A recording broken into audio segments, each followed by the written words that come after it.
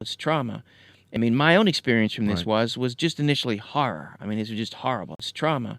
And then my second experience was, uh-oh, I hope this is, a middle-aged white guy wearing a MAGA hat, so that way it won't cause some sort of backlash and that there's suddenly Right. going to be, whatever.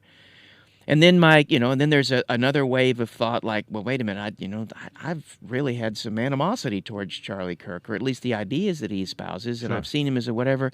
So that complicates things. Well, that's a real complication because we don't separate the person from what's going on in their thought process enough. And I don't. It's almost as if we do just first reaction is this blanket reaction without much thought, modulation, as you talk about. And part of it, so the next step in a way is to then to be able to mentalize. The first step is to be able to see that the person who was shot was a father. He had two kids. He had a wife. He was someone that a number of folks really looked up to and was important to. So the goal to be able to navigate that is allow yourself to have all those feelings, but also to be able to see the heartbeat of the person whose heartbeat just stopped. And so to say, okay, this is what makes it tragic and horrible.